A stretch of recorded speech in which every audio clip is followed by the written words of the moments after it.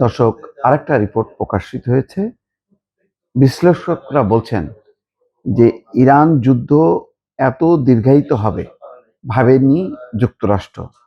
যদি তারা আগে থেকে চিন্তা করত যে এই যুদ্ধ এত লম্বা হবে, তাহলে ইরানে এই যুদ্ধে মার্কিন যুক্তরাষ্ট্র অংশ নেবে কিনা আরো ভেবেচিন্তে তারা হয়তো পার্টিসিপেট করবে। সেই জন্য খেয়াল করেন, প্রথম দিন তারা একেবারে সর্বোচ্চ ধর্মীয় নেতা ইরানের 1 নম্বর ব্যক্তিকে হিট করেছে।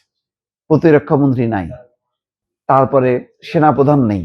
এত কিছুর পর ইরান যে ঘুরে দাঁড়াবে, ঠিক এর আগে যেই যুদ্ধের সময় যে প্রথম দফায় শুধু ইরানের ধর্মীয় নেতা, প্রেসিডেন্ট তাদেরকে রেখে বাকি কিন্তু তারা 20 জন সামরিক কমান্ডার শীর্ষ 1 ডজন পরমাণু বিজ্ঞানী ধ্বংস করেছিল। তখনও তারা মনে করেছিল যেহেতু ইরানের সর্বোচ্চ ধর্মীয় নেতা বেঁচে আছে, সেই কারণে তারা টিকে গেছে।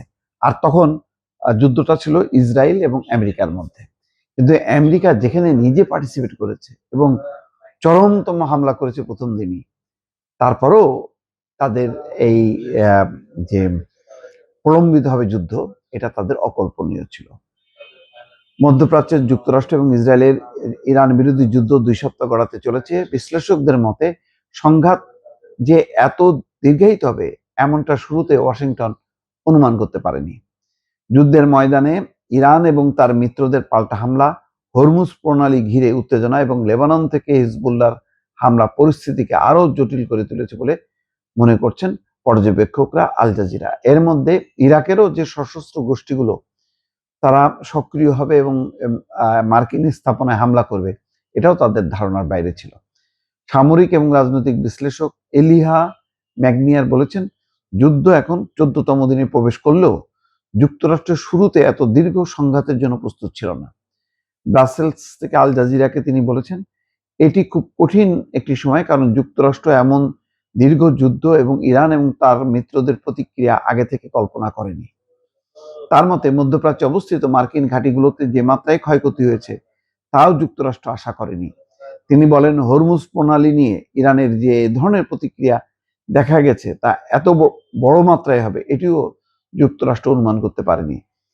এখন ইরান বলছে যে হরমুজ প্রণালীর পানির নিচে তাদের ক্ষেপণাস্ত্র মোতায়েন করা আছে, সুতরাং তারা সেটা মানে দিয়ে ব্যবহার করবে যদি হরমুজ প্রণালী বন্ধ না থাকে।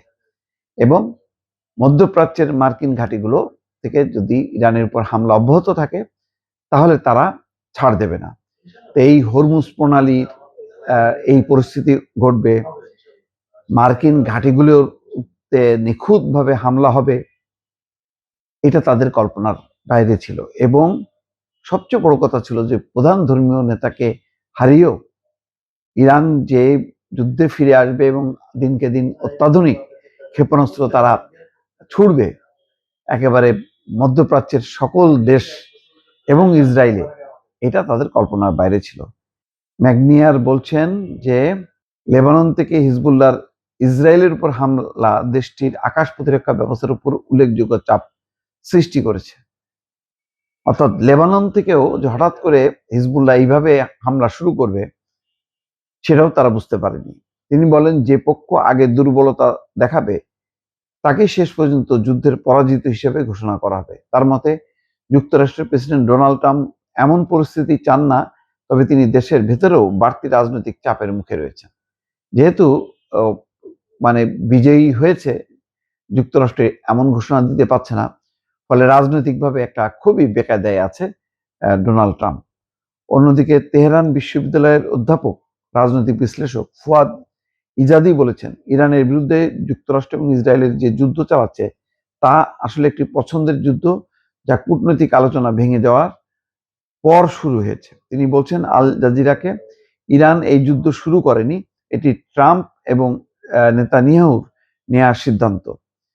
ইজাদির মতে ইরানের পারমাণবিক কর্মসূচি নিয়ে যে উদ্বেগ দেখানো হচ্ছে তা বাস্তবসম্মত নয়।